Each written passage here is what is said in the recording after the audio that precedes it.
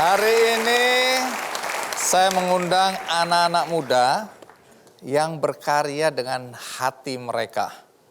Bukan cuma berkarya dengan hati, bahkan karya mereka ini memberikan dampak positif bagi orang lain. Nah, siapa mereka? Tamu kita yang pertama adalah Sakdia Maruf. Apa kabar? Baik, Sehat? alhamdulillah. Oke, silakan duduk. Iya. Oke, jadi kalau di YouTube aku nonton penampilanmu itu selalu dengan tema-tema berkaitan dengan intoleransi. Ada juga agama, ada juga soal gender, kesetaraan gender, ada juga diskriminasi terhadap perempuan. Nah, tapi yang aku mau tahu persisnya sejak kapan seorang Sakdia tertarik untuk terjun sebagai komika? Pertama kali tampil tahun 2009, pada saat itu di salah satu acara kampus di alma mater saya, Pengkajian Amerika, Universitas Gadjah Mada. Tapi kalau ketertarikan sudah sangat lama, waktu SMP Bang Andi saya pernah mengikuti lomba lawak. SMP? SMP. Perempuan? Ya, perempuan. Ikut lomba lawak? Lomba lawak antar kelas. Pesertanya berapa orang waktu itu? Waktu itu saya alhamdulillah mendapatkan juara 2. Dari Bang Andi. 100? Dari 200? 3 peserta. Oh, berawal dari kelihatannya bercanda, tapi ini serius SMP dulu ya. Iya. Nah, kemudian siapa yang mengilhami atau mendorong, menginspirasi seorang Sakdia untuk betul-betul belakangan ini menekuni dunia komika ini? Yang pertama-tama sekali adalah keluarga saya. Keluarga saya, terutama abah saya adalah orang yang memperkenalkan dunia komedi kepada saya, kepada keluarga kami. Tunggu. Kalau ini kan aku baru tahu sekarang ya. Kalau nonton videomu, kamu malah lebih sering menertawakan ayahmu dengan kekolotan, tanda kutip. Iya, kekolotan, iya, betul. Ini serial keluarga, kebiasaan-kebiasaan keluarga keturunan Arab. Iya, kira-kira begitu. Tapi kamu hari ini bilang bahwa justru ayahmu yang memperkenalkan kamu pada dunia komedi. Berbagai pengalaman saya sebagai perempuan dengan sekian banyak batasannya, seperti yang saya ceritakan di banyak video saya di YouTube dan di beberapa performance, itu juga diperkenalkan oleh abah saya, keluarga saya, abah saya terutama. Ada satu pengalaman yang bisa saya ceritakan, sejak SD sampai lulus SMA, belum pernah ada satupun tamu, teman laki-laki datang ke rumah Bang Andi. Kenapa begitu? Takut. Sampai depan aja sudah diminta pulang sih. Oleh abah. Diminta kalau tidak diminta pulang itu pembicaraannya sangat dibatasi, jadi ada waktunya berapa detik begitu. Detik. Iya, dan ditungguin. Jadi dampaknya pada kehidupanmu apa? Salah satu dampak pada kehidupan saya adalah saya hampir tidak pernah berani untuk mendialogkan apa yang menjadi keresahan, apa yang menjadi keinginan, apa yang menjadi aspirasi saya. Kepada orang tua? Kepada orang tua. Jadi kamu pendam dalam hati utamanya aja? Kepada abah. Abah. Iya.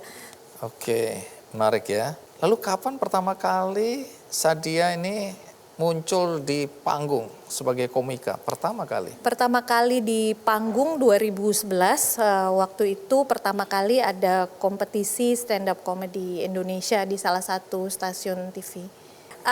Saya memberanikan diri menceritakan kepada orang tua saya pada saat itu, setelah kurang lebih 2 tahun menekuni profesi ini, beberapa kali ada undangan manggung. Jadi waktu undangan tuh diam-diam tanpa sepengetahuan orang tua? Saya kan punya profesi lain Bang Andi. Apa itu? Interpreter. Keluarnya ini diizinkan karena dianggap ini memang bagian menjadi dari pekerjaan. Tahun-tahun itu kan tidak banyak atau belum ada ya komika perempuan, apalagi berhijab. Ya. Kamu nggak merasa aneh dengan dunia stand up comedy ini dan tiba-tiba kamu muncul menjadi bagian dari kegiatan mereka? Saya secara pribadi tidak merasa aneh, tidak merasa Orang lain aneh. yang merasa aneh ya. Kira mungkin seperti itu. Terserah mereka ya. Iya. Saya secara pribadi tidak merasa aneh atau tidak merasa canggung. Karena saya menyadari sepenuhnya bahwa stand up comedy adalah memang kesenian panggung yang banyak ditekuni laki-laki dimanapun. Ini sebenarnya dunia laki-laki, tetapi saya meyakini bahwa semua orang berhak berbicara, Bang Andi. Oke, laki perempuan berhak berbicara. Iya.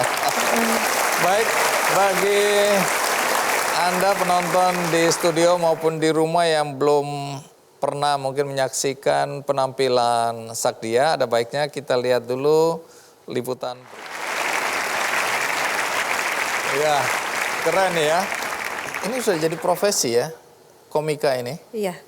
Itu pilihan yang kamu yakini akan membuat dirimu bahagia. Insya Allah. Kenapa begitu? Saya kira melalui humor kita bisa berbicara lebih luas lagi, dan bukan hanya lebih luas tetapi sesungguhnya lebih dalam. Melalui hal-hal yang kelihatannya sederhana, keseharian, kita bisa berdialog, saling berdialog, membuka hati, Bang Andi, untuk bicara soal isu-isu yang paling sulit untuk kita bahkan bicarakan. Bahkan yang sensitif pun. Betul. Kalau disampaikan dengan cara yang lebih jenaka, lebih terbuka, orang bisa menerima. Oke, tampaknya kamu serius sekali ya hari ini. Komedi serius. Oh iya serius. Humor itu serius. Yeah. Oke, banyak yang menilai bahwa isu-isu yang kamu angkat di dalam acara-acara stand up comedy sebagai komika itu sensitif banget gitu loh ya. Nah, tapi kamu menyampaikannya dengan tanda kutip jenaka, dan banyak orang kemudian bilang, iya sebenarnya itulah yang terjadi, itulah fakta sebenarnya, tapi cara menyuarakan yang kamu lakukan membuat orang bisa menerima tapi tidak marah. Nah, nanti ceritakan soal diskriminasi, ceritakan soal intoleransi, ya. Kenapa kamu berani menyatakan itu secara terbuka, walaupun dengan cara yang jenaka.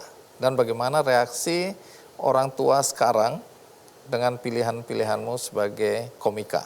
Baik. Ya, kita rehat sinak, ikuti terus Kick Andy.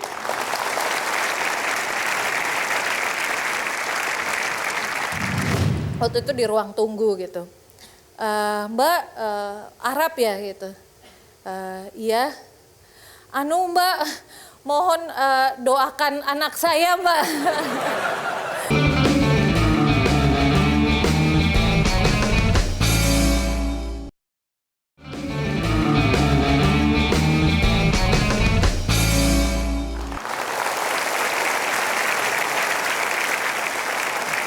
Oke, Sakdia, kamu membawa angin baru, angin segar di dunia komika stand up comedy karena pertama datang dengan isu-isu yang kadang-kadang membuat orang geleng-geleng karena dianggap sensitif. Yeah. Tapi faktanya justru isu itu selain kamu sampaikan dengan jenaka, tapi ada pesan yang kamu ingin agar masyarakat ketahui. Yeah. Termasuk tadi diskriminasi mengenai perempuan. Yeah. Soal diskriminasi ini apa sih yang kamu rasakan? Atau kamu lihat di Indonesia atau di belahan negara lain? Iya, pertama soal isu perempuan, Bang Andi. Kekerasan adalah sesuatu yang masih saja terjadi sampai hari ini dan di seluruh belahan dunia. Tidak hanya di Indonesia, di seluruh belahan dunia. Apa yang terjadi misalnya? Ya. 1 dari 5 perempuan di seluruh dunia, Bang Andi. Iya. Bandingannya 1:5, jadi 1 dari 5 perempuan akan mengalami kekerasan dalam hidupnya. Semengerikan itu. Sedemikian. 1 di antara 10 perempuan yang pernah memiliki pasangan akan mengalami kekerasan dari pasangannya. Oke, jadi ini sampai sekarang fakta menunjukkan dari 5 perempuan, 1 diantaranya pasti akan mengalami kekerasan dalam hidupnya. Dalam hidupnya. Ya. Ini kekerasan dalam keluarga atau kekerasan dalam berbagai bentuk? Masyarakat? Dalam berbagai bentuk. Oke, dalam berbagai bentuk. Ya. Oke. Itu yang membuat kamu merasa bahwa isu ini harus diangkat di permukaan. Betul. Melalui materi yang kamu sampaikan di stand up comedy. Iya. Jadi ngomong pendidikan terakhirmu apa tadi? S2. S2. Pengkajian Amerika. Tesisnya tentang apa? Stand up comedy. Tesis tentang stand up comedy. Iya. Apa yang kamu ceritakan di tesis itu? Saya menulis tentang munculnya komedian-komedian Muslim di Amerika pasca 9/11. Dari tesis saya itu yang ingin saya sampaikan adalah betapa komedi menjadi medium yang sangat berhasil atau efektif ya. Komedi adalah medium yang efektif untuk melawan stigmatisasi, untuk melawan prasangka, dan yang lebih penting lagi adalah untuk release tensions atau meredakan ketegangan. Kita lihat bahwa bahkan kelompok yang paling marginal sekalipun dapat dengan melalui medium komedi berdialog dengan orang-orang yang menurut struktur sosial derajatnya lebih tinggi tanda kutip dari mereka. Misalnya kulit berwarna tetapi kebanyakan audiensnya kulit putih kalau konteks Amerika. Dan mereka bisa tertawa bersama merefleksikan apa yang sesungguhnya terjadi di masyarakat melalui apa yang disampaikan oleh komedian tersebut. Menarik ya, karena kalau kita lihat sekali lagi di YouTube gitu ya, bagaimana komika dari India misalnya menertawakan kebiasaan-kebiasaan orang India. Itu orang India pun tertawa terbahak-bahak ya. Betul. Karena itu merefleksikan kejadian sehari-hari dalam kehidupan mereka. Betul. Nah itu keunggulan dari komika biasanya seperti itu ya. Kalau dilihat sekarang ini, Ibu tadi menyatakan bahwa kelihatannya dia sudah bisa menerima ya, keluarga sudah bisa menerima ya. Ibu ada di sini nih ya. Oh, jadi ibu sudah bisa terima ini anaknya jadi komika. Oh sudah. Jadi, tapi masih khawatir dan selalu mendoakan saya. Semoga selamat. Semoga selamat. Jadi suami nggak keberatan? Suami saya bukan hanya tidak keberatan. Suami saya adalah pendukung terbesar saya, Bang Andi. Suami saya insinyur teknik sipil, Bang Andi. Apa hubungannya dengan dukungan terhadap seorang komika? Yang meninggalkan pekerjaannya di perusahaan konstruksi yang besar untuk bisa travel bersama saya. Wow. Nah mungkin ini waktunya kita dengerin Sakdia berstand up komedi. Iya, mari kita berikan tepuk tangan. Selamat malam. Ibu-ibu dan bapak-bapak sekalian, Assalamualaikum warahmatullahi wabarakatuh. Perkenalkan, nama saya Sakdia Ma'ruf. Waktu SMP, SMA sampai kuliah cukup bernasib buruk karena dipanggil Sak. Ya, bahkan salah satu dosen saya ketika saya kuliah menanyakan, itu sak maksudnya sak kantong atau sak semen? Ya, saya terlahir di komunitas keturunan Arab di Pekalongan. Jadi perempuan keturunan Arab di kampung saya itu banyak nggak enaknya. Teman-teman saya banyak yang bisa jalan-jalan, traveling lah kalau bahasa sekarang. Saya boro-boro traveling ke teras rumah tuh diantar abah. Cuma ke teras diantar. Kemudian teman-teman saya bisa berekspresi. Kalau anak muda zaman sekarang sukanya Korea misalnya. Kalau anak muda masa saya sukanya Hollywood atau waktu itu bintang Hong Kong. Saya sangat menyukai Andy Lau, Tom Cruise dan lain sebagainya. Pasang posternya tidak boleh. Saya berpikir ini kenapa pasang posternya tidak boleh. Mungkin idolanya harus Arab juga mungkin. Mau pasang poster Shah Rukh Khan juga India. Tapi mungkin ya India, Arab, Pakistan kurang lebih lah ya budaya kawin paksa lah sama-sama. Jadi perempuan keturunan Arab seperti saya banyak nggak enaknya. Di mana-mana ditanyain, Mbak Arab ya gitu. Saya bingung jawabnya bagaimana. Ya gitu, misalnya gitu ya. Iya, ada dan respon setelahnya itu macam-macam gitu. Mbak Arab ya misalnya. iya, oh. Gitu doang maksudnya. Itu orang Indonesia banget kan. Nanya cuma oh gitu aja. Cuman enggak, cuman pengen tahu gitu. Ada lagi yang bertanya, Mbak Arab ya, karena saya bilang enggak bukan, saya orang Pekalongan, orang Jawa. Ah enggak mungkin. Atau paling enggak Pakistan. Enggak, saya orang Jawa. Maksa begitu, oh enggak mungkin, Mbak. Terus ada lagi yang nanya di satu stasiun kereta api. Waktu itu di ruang tunggu gitu. Mbak Arab ya gitu. Iya. Anu Mbak, mohon doakan anak saya Mbak. Jadi dianggapnya kalau orang keturunan Arab itu doanya makbul apa gimana ya? Kemudian saya doakan kan, malu kan, udah ngaku-ngaku Arab gitu. Ditanya Mbak Arab ya, iya gitu. Saya doakan, ya Allah, mudah-mudahan anaknya ibu ini nggak seperti saya, nggak bisa baca doa. Terus lagi ada yang nanya, Mbak Arab ya? Iya, katanya kalau Arab tuh kawinnya harus sama Arab juga ya. Ya Allah, kenal baru aja. Baru sekedar ketemu gitu. Nanya udah kawin. Saya bilang kalau udah 30 tahun ke atas sih bebas Bu.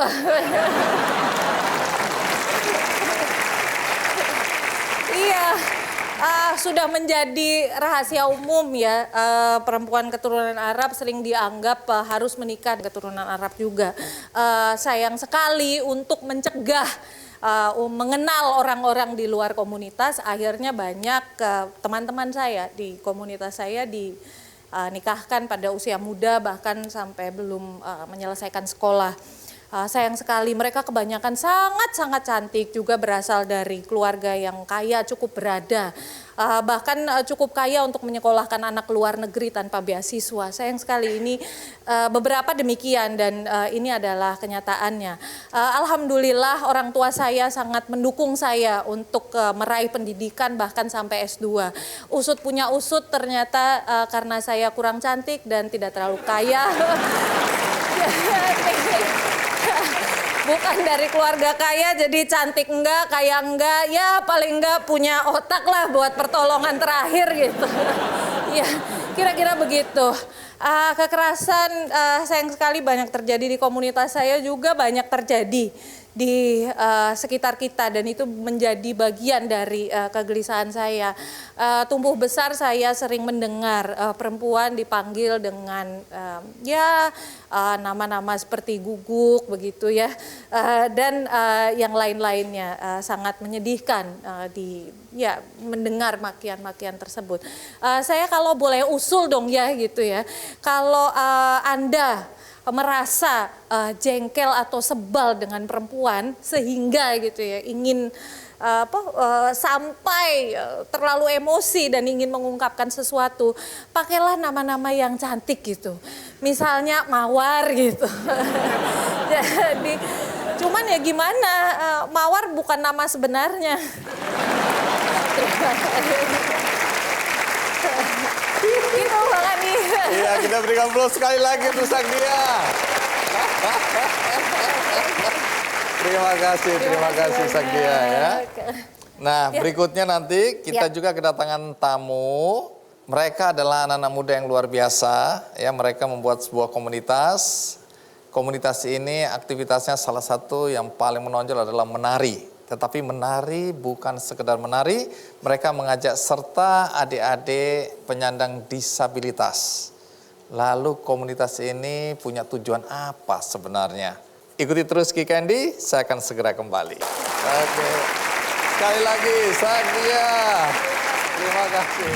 Menari dengan kebebasan atau menari dengan tidak melihat kotak-kotak itu justru semakin indah.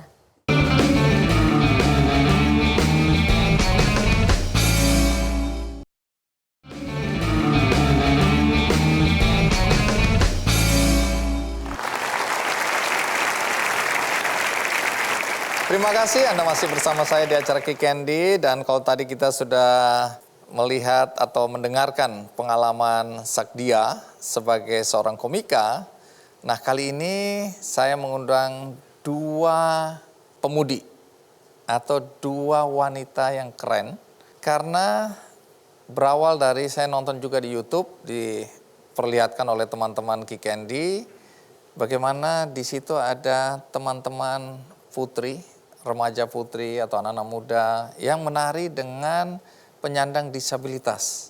Dan mereka bersungguh-sungguh dengan sebuah gerakan yang membuat saya jujur aja terharu.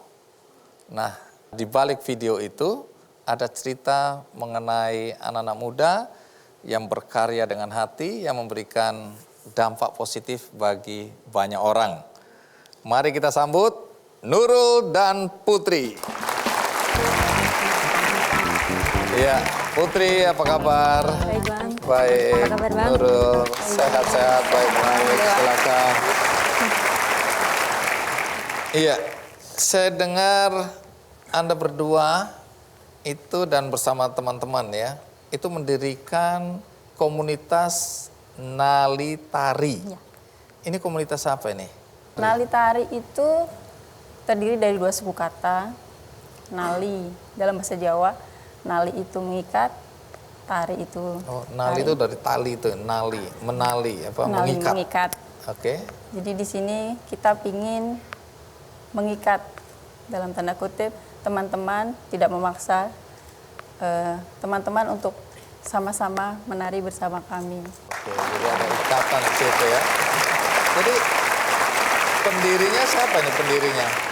Sebenarnya kami ada 4 orang. Iya, siapa aja itu? Saya sendiri, Putri, Putri, ada Nurul, Nurul, Saya. dan ada 2 teman kami, mana? Tiara dan Nah, Yohana. boleh berdiri Tiara dan Yohana.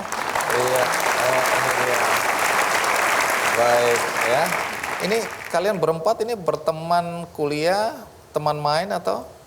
Tidak sebenarnya. Kami bertemu pertama kali itu justru di workshop tari inklusi di Jogja. Tari inklusi itu tari yang memungkinkan untuk semua orang bisa menari Semua dan orang, jadi tidak menerima eksklusif perbedaan. ya? Iya. Yap, yap. Lalu dari workshop itu mengubah cara pandang kami bahwa menari itu tidak identik dengan karakter seseorang atau kemampuan orang itu bergerak gitu. Dan itu membuat kami semakin tahu bahwa ternyata menari dengan kebebasan atau menari dengan tidak melihat kotak-kotak itu justru semakin indah. Dan dari workshop itu kami berempat memutuskan untuk kita harus share ke orang lain tentang konsep tari ini, biar orang-orang itu juga ngerti bahwa menari itu tidak melulu tentang apa yang orang tahu tentang menari saat ini. Oke. Gitu. Jadi lebih dalam, lebih luas daripada sekedar apa yang kita lihat secara Iya. fisik ya. Baik, sebelum kita lanjutkan, ada baiknya kita lihat dulu kegiatan dari teman-teman di Nali Tari. Ini dia liputannya. Kalau menari di komunitas tari ini bayar? Tidak, Tidak. kami tidak berbayar. Yang penting mereka datang senang untuk menari. Oke, jadi pelatihnya juga nggak dibayar? Tidak. Tidak. tentunya. Pantas wajahnya kurang bahagia. Oke, lalu dari Banyak mana jalan uang? lain, Bang Andi. Ya? Banyak jalan lain. Oh, banyak jalan lain. Iya. Insya Allah. Lalu dari mana kegiatan untuk operasional sehari-hari, untuk misalnya kalau ada pertunjukan beli kostum dan lain-lain, dari mana uangnya? Kebetulan kami ini juga sering diundang untuk perform di event-event.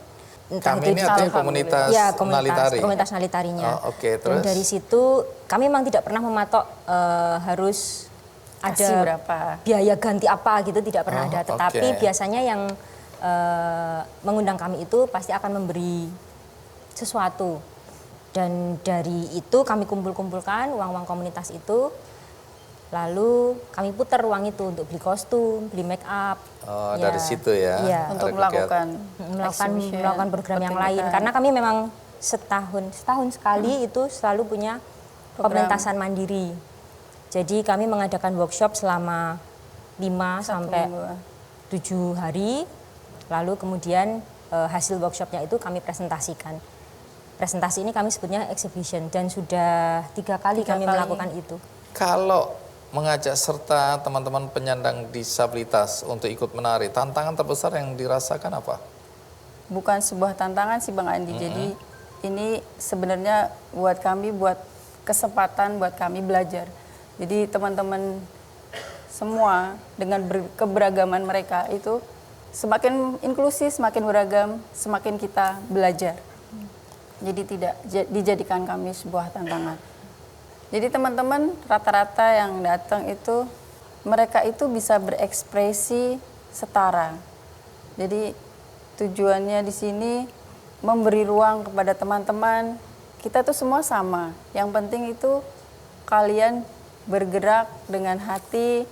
Kalian harus memahami satu dengan yang lain. Bahwa teman-teman kalian yang menari ini kadang tidak sama seperti kalian. Bergerak cepatnya saya dan Putri mungkin akan berbeda dengan bergerak cepatnya Mirza atau Irfan yang memakai kursi roda. Jadi saling menghargai satu sama lain, keindahan yang kami bawa dirasakan oleh semuanya. Baik, kita rehat sejenak karena setelah ini kita akan menyaksikan teman-teman dari komunitas Nalitari ya akan menari. Karena itu ikuti terus Kick Andy.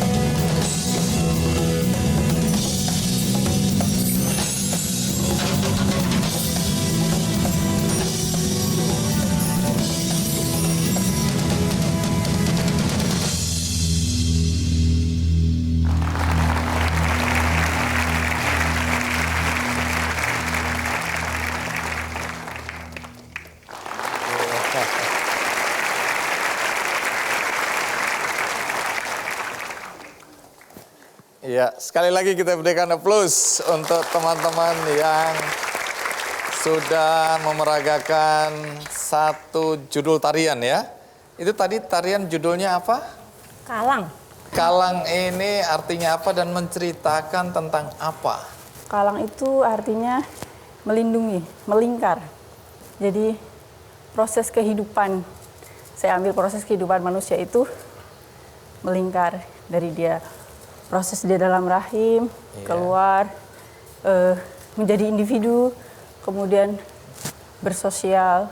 Jadi kalau ada pesan-pesan apa yang mau disampaikan kepada penonton? Kalau untuk tari Kalang sendiri, ya kita harus menyadari bahwa kita hidup itu berputar. Oh, dalam melingkar, lingkaran itu ya. Jadi saat di atas tidak boleh Sombong. jumawa, sombong. Saat di bawah pun tidak boleh Menyerah. sangat terburuk. Harus bisa bangkit untuk lingkaran berikutnya. Karena lingkaran itu akan terus Yep. dalam kehidupan kita ya. Tadi Putri, Nurul, Tiara, dan Yohana ditemani oleh adik-adik penyandang disabilitas. Siapa saja yang menemani tadi itu? Tadi ada Mirza, Mirsa, Lutfi, Lutfi, dan Dwi. Dwi. Iya. Kalau Mirsa dan Lutfi kita bisa lihat ya, Down syndrome. Syndrome, ya. Tapi kalau Dwi, Dwi itu tuli. disabilitasnya di mana? Tuli. Oh, tunarungu, tuli ya, tidak bisa mendengar. Oh, jadi tidak mendengar musik tapi bisa menari tadi ya? Ya. Wah, istimewa juga itu ya. Nah, iya. Nah, di sini yang menarik juga adalah ada ibu dari Mirsa ya. Mirsa tadi yang di video apa? Tari breakdance atau apa itu Ya. tadi? Iya. Dia jago breakdance emang. Keren banget ya Mirsa. Nah, ibunda tercinta sekarang ada di sini, Ibu Sri Rejeki, ya, ibu dari Mirsa. Baik.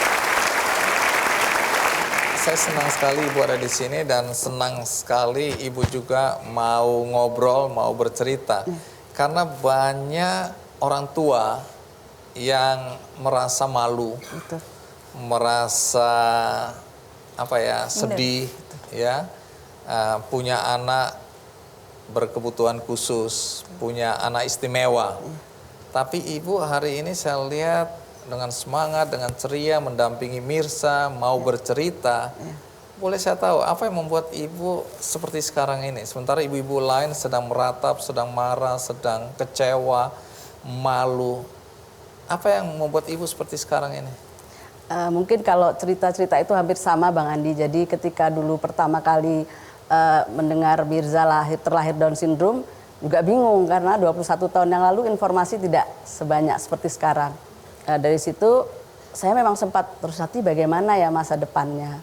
Nah ternyata saya tidak memikirkan hal itu. Saya cuma ya sudah, saya punya anak 2 sebelumnya dan semua anak itu adalah memang karunia dari Allah sehingga saya terima. Dan saya bersyukur karena suami mendukung, sangat mendukung. Karena dukungan dari keluarga yang menerima itu saya membuat saya menjadi sangat percaya diri bahwa memang dia terlambat mungkin di satu sisi, tapi pasti ada yang apa ya, potensi-potensi yang lain di balik kekurangannya tersebut.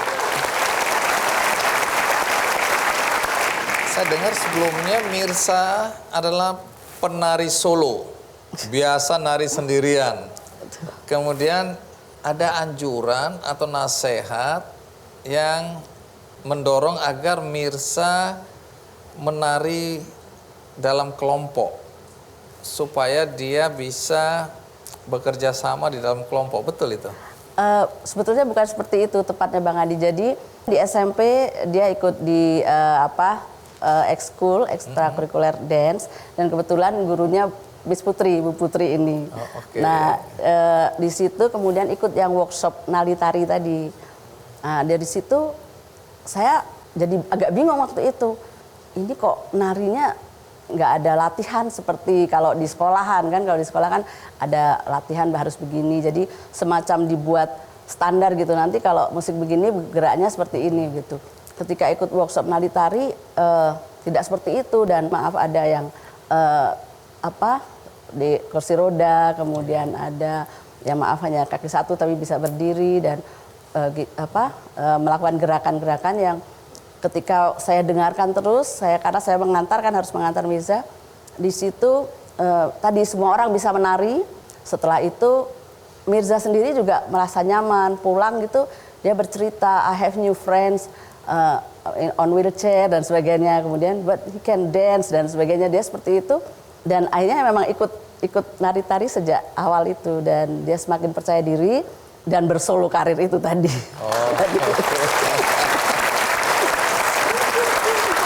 Jadi perubahan nyata apa atau perkembangan nyata apa yang Bu Sri Rejeki rasakan atau lihat dengan aktivitas Mirza berlatih menari di komunitas Nali Tari ini? Ya, yang saya perhatikan percaya dirinya sangat tumbuh sangat tinggi ya. Jadi tadi kan dia tadinya menari harus begini begitu, sekarang bisa dia mengekspresikan apa yang dia bisa. Nah, dari situ kemudian dia bereksplorasi, dia setel YouTube, kemudian dia suka J-Park, terus kayak Blackpink semacam itu. Dia hip hop lah, dia suka gitu. Dia mengeksplorasi sendiri dan dia mencoba sendiri, dan akhirnya dia berani tampil sendiri. Itu jadi yang saya lihat, satu, keberanian dirinya tumbuh, dan yang paling saya amati itu kebersamaan terhadap teman-teman yang lain. Jadi seperti Mbak Lucy itu kan dalam wheelchair gitu, dia akan membantu mendorongkan, misalnya agak kesulitan untuk turun, atau paling tidak misalnya ada tangga mau turun, dia agak menjaga semacam itu. Baik, kalau harapan Ibu sendiri terhadap Mirza apa harapan? Harapan saya dia tetap percaya diri, dan dia sudah menyadari kalau dia itu Down syndrome. Bahkan kadang-kadang konyolnya itu muncul ketika dia harus menari sendiri. I'm not in Nali Tari anymore, katanya dia gitu. I'm big boy now, katanya. Tapi kalau Nali Tari mau tampil, I'm Nali Tari, gitu. Ya, harapan saya dia semakin mandiri, dan karena dia sudah lulus SMA, dia sudah menyiapkan karirnya tanda petik. Dia ingin bekerja, katanya. Dia sudah punya angan-angan macam-macam. Terima kasih Bu Sri Rejeki ya. Ya. Dari semua apa yang dilakukan oleh teman-teman di komunitas Nali Tari, apa pesan kuat yang Putri dan Nurul ingin sampaikan kepada penonton acara ini? Kalau dari komunitas, kami hanya bilang bahwa kami adalah bukti nyata bahwa masyarakat inklusif itu mungkin saja terjadi. Itu. Kalau Nurul mungkin? Kami ingin keindahan yang kami rasakan bersama akan bisa dirasakan oleh teman-teman lain di luar komunitas Nali Tari. Keindahan dalam keberagaman ya. Baik, terima kasih Putri, terima kasih Nurul. Tamu kita berikutnya pernah saya undang di acara Kick Andy tahun 2012. Topiknya adalah mereka menganggap saya gila. Nah, ini berkaitan memang dengan seorang pemudi yang memiliki kelainan jiwa waktu itu, dan kemudian saya undang ke acara ini untuk menceritakan apa yang dia rasakan ketika orang-orang menganggap dia gila atau kelainan jiwa. Tapi hari ini tentu ada satu hal lain yang ingin saya ceritakan selain urusan sakit jiwanya. Apa itu? Saya akan segera kembali. Jadi dari seseorang yang dulu dianggap gila, tapi sekarang nyatanya kamu bisa menghasilkan karya-karya yang kreatif tadi ya.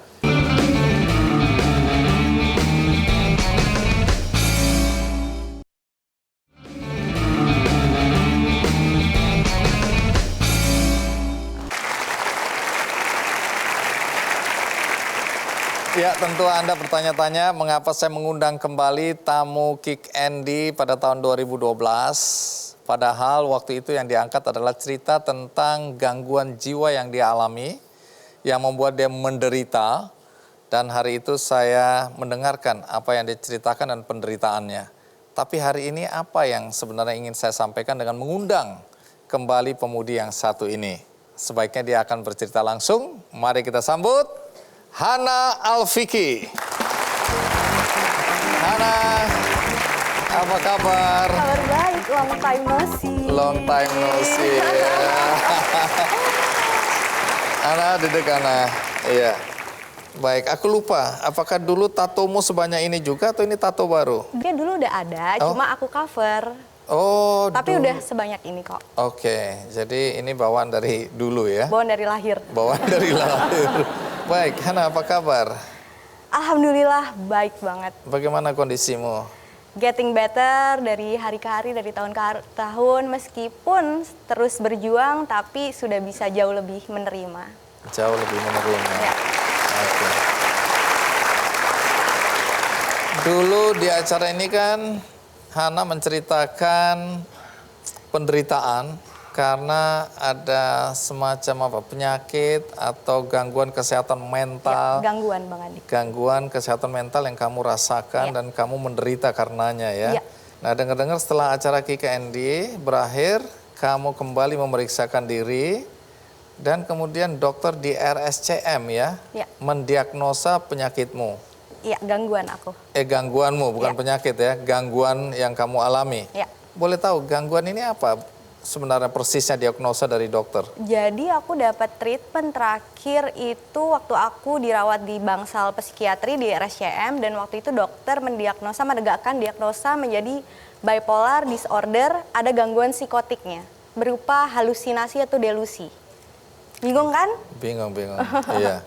Bipolar, disorder, Ya, psikotik. psikotik. Iya, udah. Oke. Sederhananya apa sih yang kamu rasakan, yang kamu alami? Itu adalah gangguan mental berupa perubahan suasana hati yang sangat-sangat ekstrim Bang Andi, antara depresi yang sangat-sangat depresi menuju sebaliknya, gembira berlebih. Oh, jadi ekstrim, dari depresi tiba-tiba gembira, bisa dalam waktu yang singkat. Iya, dan itu sangat random dan tanpa sebab yang pasti, dan nggak ada sebabnya mostly. Oh, itu sebabnya dulu orang menganggap kamu Iya. ada kelainan jiwa, gangguan Iya. jiwa, bahkan ada yang bilang gila begitu. Iya. Dan mungkin dulu juga sempat dapat treatment yang salah dari keluarga karena mereka menganggap mungkin kerasukan. Oh, keras. Seperti itu, Oke. pemahaman mereka Terus saat apa yang itu. dilakukan keluarga waktu itu? Pada saat itu aku seperti yang aku ceritakan, aku mendapatkan treatment yang salah karena pada saat itu mereka tidak tahu ya Bang Andi, Iya. isunya masih sangat tabu. Jadi aku juga nggak bisa menyalahkan mereka. Yang mereka lakukan adalah membawa aku ke orang suci untuk didoakan. Dan karena treatment yang salah itu tadi otomatis pertengkaran terus terjadi setiap harinya. Itu yang kemudian membuat hubunganmu dengan orang tua Ya. berjarak ya, Sangat-sangat. bermasalah Ya. ya. Baik, itu cerita tentang Hana pada saat aku undang 2012 Ya. lalu ya. Terus kamu sendiri waktu itu sadar atau tidak bahwa kamu punya gangguan seperti itu? Aku juga beruntung sekali ya Bang Andi karena aku sangat-sangat aware dengan gangguanku. Jadi jauh sebelum aku mendapatkan treatment di treatment profesional, aku sudah selalu bilang ketika ada keinginan bunuh diri itu sangat tinggi karena mungkin perasaan lelah antara depresi dan gembira yang terus berganti, ditambah aku tuh lebih cenderung depresif Bang Andi. Jadi ketika aku depresif tanpa sebab, aku selalu seringkali mengalami gangguan berupa waham delusi dan halusinasi, suara visual yang tidak bisa aku kontrol. Dan itu outputnya otomatis adalah merusak diri, merusak lingkungan, marah-marah, ngamuk, segala macam. Sesuatu atau semuanya negatif ya? Semuanya saat itu negatif karena treatmentnya kita nggak tahu pada saat itu. Baik, bahkan treatment yang kamu alami dulu termasuk dirantai ya? Sebenarnya tidak dirantai tapi nyaris karena pada saat nyaris. itu saya merasa bahwa orang tua saya itu seperti udah angkat tangan karena saya pada saat itu kabur-kaburan terus. Jadi benar-benar kalau Bang Andi bisa bayangkan, saya punya adik perempuan 2 dan saya anak kedua, dan keluarga saya dari keluarga yang sangat-sangat baik-baik gitu. Mereka melihat ada apa dengan anak saya gitu. Jadi otomatis mereka melakukan itu untuk mencegah agar saya tidak kabur terus-menerus dari rumah. Tapi Baik. ke pertanyaannya Bang Andi tadi, aku sangat aware sekali. Sangat-sangat bahwa aware. kamu Iya. mengalami persoalan dalam. Tapi justru keluarga yang pada saat itu enggak, kamu baik-baik aja. Karena mereka melihat saya secara fisik memang baik-baik saja. Oke, jadi ada juga denial ya, Ya. apa perasaan menolak Ya. bahwa kamu bermasalah. Ya.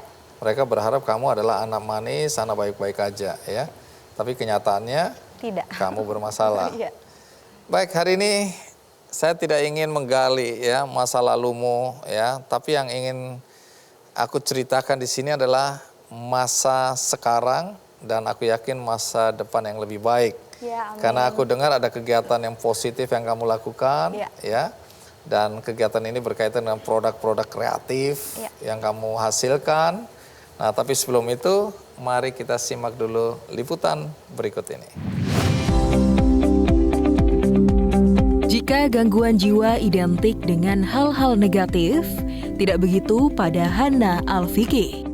Hana yang terdiagnosa bipolar disorder berhasil menyalurkan emosinya melalui seni.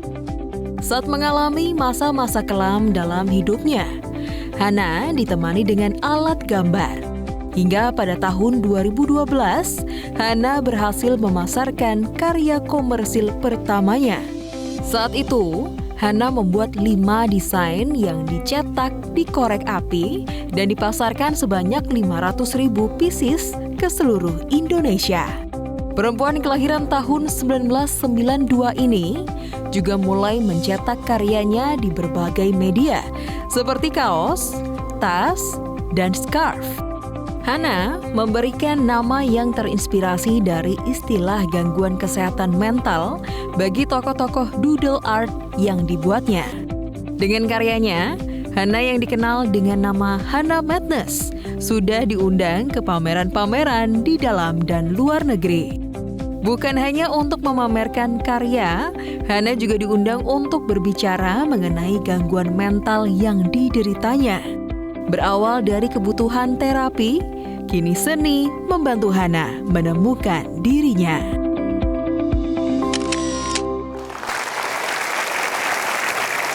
Ya, kalau dilihat dari liputan tadi, kegiatanmu ini sekarang keren banget ya. Jadi dari seseorang yang dulu dianggap, maaf, gila, tapi sekarang nyatanya kamu bisa menghasilkan karya-karya yang kreatif tadi ya. Jadi apa saja yang kamu buat tadi itu? Oh, aku bawa.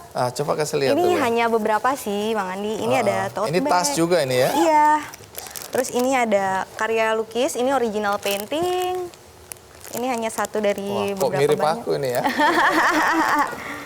Terus ada Oke. ini juga, ada scarf. Mereka monster-monster yang aku buat. Wow, ini ada scarf. Iya.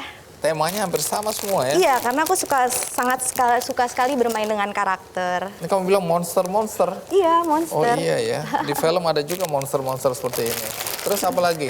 Oh, ini yang korek api. Ini yang pas aku baru lulus SMA, aku dapat klien komersil pertama aku. Oh iya, ini ya, lucu sekali ya. Iya. Terus apa lagi? Terus, oh ini juga ada t-shirt. T-shirt. Ya. Wow. Coba lihat gambarnya. Wih, keren banget ya. Makasih. Oke. Oh, ada tumbler. Oh, ada tumbler. Iya. Iya, taruh di sini bersama Ki Candy. Iya. Dan ini ada notebook. Notebook juga. Banyak sekali ya kreasi-kreasi yang kamu hasilkan ya. Baik, ini menarik. Tapi nanti cerita, karena tadi disebutkan di situ melalui karya-karyamu ini, kamu bahkan diundang ke beberapa negara ya. Iya, Dan kemudian alhamdulillah. yang jadi pertanyaan, ini dijual atau tidak? Nah, nanti jawabannya. Sekarang kita rehat dulu, ikuti terus Kick Andy. Teruslah berfokus pada hal-hal positif yang kalian miliki dalam diri kalian, karena percayalah, semua itu hanya perkara waktu. Dan ingat, mental illness is not your fault.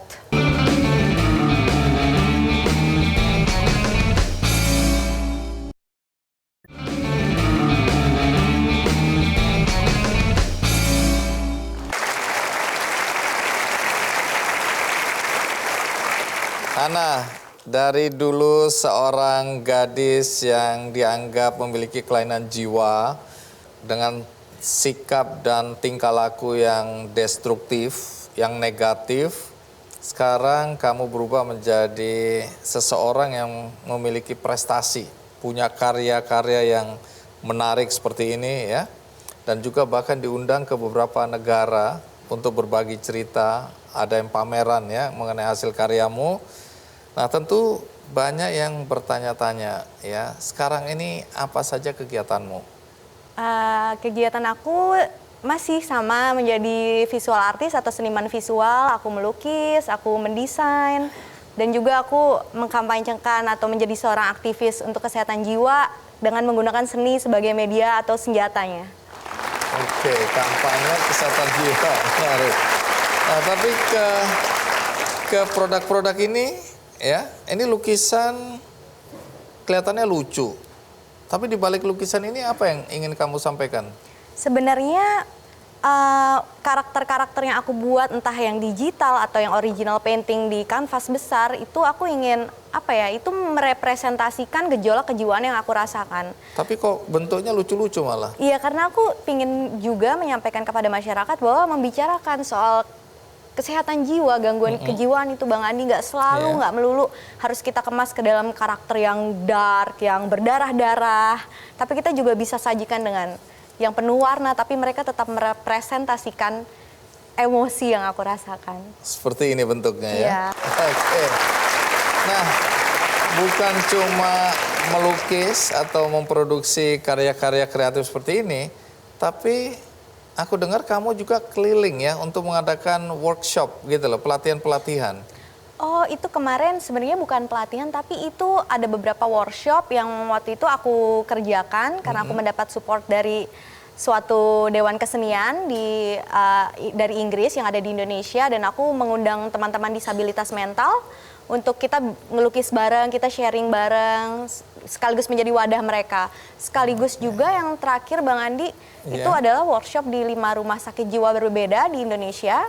Itu juga kita bikin untuk memamerkan karya mereka dalam acara Festival Bebas Batas di Galeri Nasional kemarin. Oke, jadi ada kaitannya selalu dengan kesehatan mental ya. Nah, produk-produk ini diapakan? Dijual ya? Iya, aku jual melalui sosial media. Oh, misalnya kalau t-shirt ini berapa harganya? Murah kok, cuma 150.000. 150.000.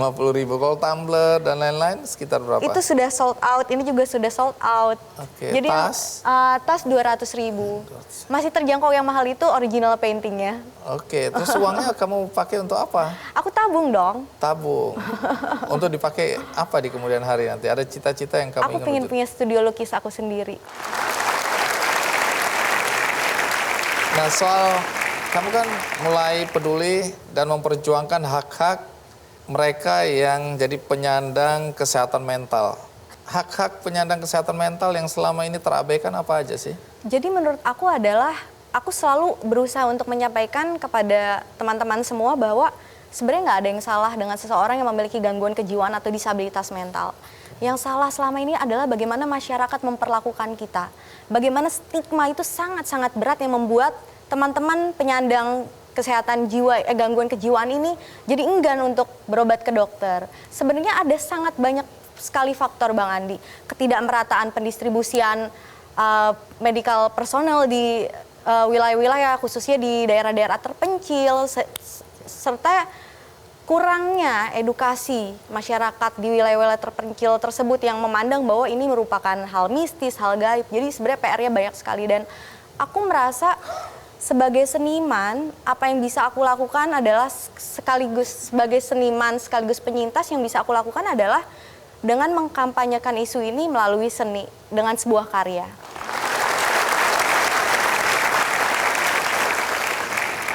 Nah, ini kan perlakuan atau menyikapi, atau kalau kita bertemu dengan teman-teman yang mengalami gangguan kejiwaan, ya, gangguan kesehatan mental, itu kan kami nggak tahu harus berbuat bagaimana. Yang paling mudah dilakukan adalah menganggap udah gila aja, mengabaikan mereka, bahkan ada yang sampai dipasung, ya, disembunyikan, ya, diperlakukan tidak baik. Ya. Nah, jadi kalau menurut Hana sendiri, kalau kita bertemu dengan orang-orang seperti Hana yang kadang-kadang susah dipahami, apa yang harus kita lakukan atau kami lakukan? Sebenarnya adalah itu ada banyak faktor Bang Andi, terutama lingkungan sekitar. Lingkungan sekitar harus menjadi tempat yang nyaman. Kayak kemarin aku sempat mengunjungi rumah sakit jiwa yang ada di Bandung. Jadi di situ aku ngisi seminar, dan banyak banget para penyintas yang mereka udah berdaya, udah bisa produktif, bikin kerajinan dan mereka dikembalikan ke masyarakat, akhirnya mereka kumat lagi. Berarti ada yang salah di masyarakat.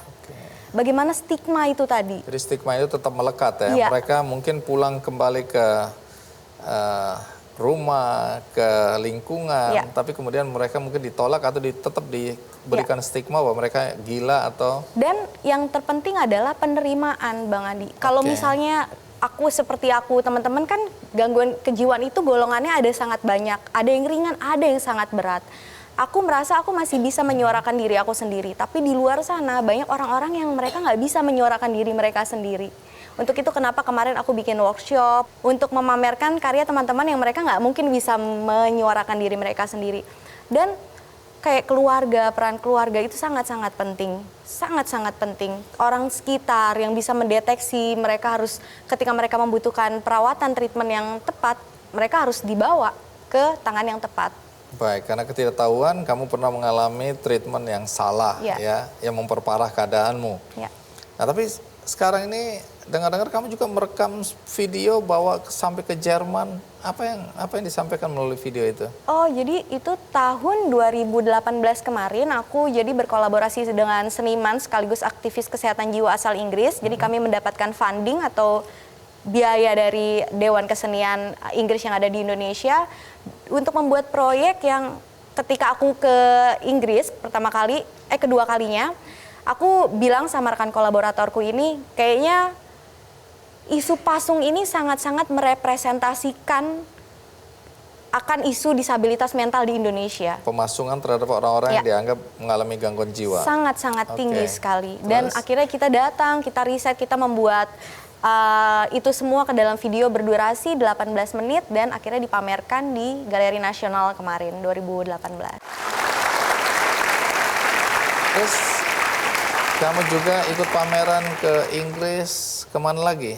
Ke Jerman yang kemarin bawa video tersebut di 2 kota berbeda di Jerman. Terus untuk yang pameran lukisan lagi ini baru mau di Jepang, terus kemarin di Korea. Ya. Wah, jadi go internasional ini ya. Amin. Baik. Nah, ini kan Hana berhasil keluar dari stigma sebagai penyandang gangguan kejiwaan atau kesehatan jiwa. Nah, tapi sementara ini masih banyak mungkin mereka yang punya nasib sama ya dengan Hana yang belum bisa keluar dari stigma itu. Nah, sekarang apa yang mungkin Hana mau sampaikan kepada mereka, keluarga mereka, masyarakat, tentang pentingnya membantu agar saudara-saudara kita yang juga mengalami problematika seperti Hana bisa diselamatkan, tanda kutip. Aku harus lihat ke sini atau ke sana? Bebas kemana aja, ke kamera juga boleh. Oke. Aku punya message untuk teman-teman semua yang masih berjuang di luar sana dengan kondisi kejiwaan kalian. Aku tahu itu berat dan gak mudah banget untuk melawan gejolak kejiwaan yang gak pernah kalian pahami sampai detik ini. Tapi percayalah, kalian gak sendiri. Kita ada bersama kalian dan teruslah berfokus pada hal-hal positif yang kalian miliki dalam diri kalian. Karena percayalah, semua itu hanya perkara waktu. Dan ingat, mental illness is not your fault.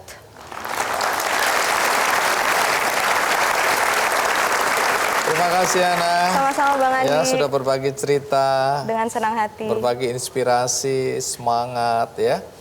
Dengan demikian kita mudah-mudahan ya, kita semua ikut memahami apa yang terjadi pada Hana dan ikut membantu teman-teman yang belum pulih, belum mendapat kesempatan untuk menghapus stigma bahwa mereka mengalami gangguan kejiwaan. Nah, kata Hana, ada 6 t-shirt yang ingin dibagikan kepada penonton. Siapa yang beruntung?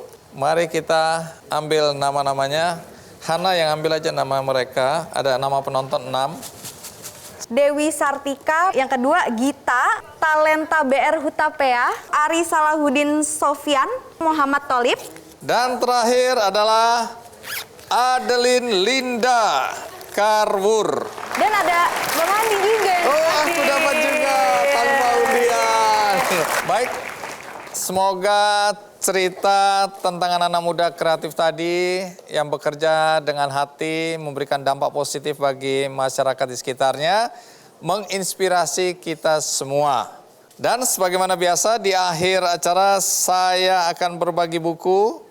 Apakah semua sudah menerimanya? Apakah semua bahagia? Terima kasih.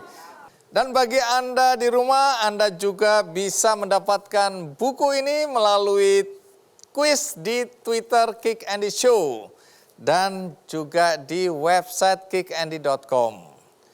Dan bagi Anda yang tadi terlewatkan, tidak mengikuti dari awal, Anda bisa menonton episode kali ini melalui metrotvnews.com. Akhir kata, semoga acara ini bisa menginspirasi Anda untuk berbuat baik dalam kehidupan Anda. Sampai jumpa.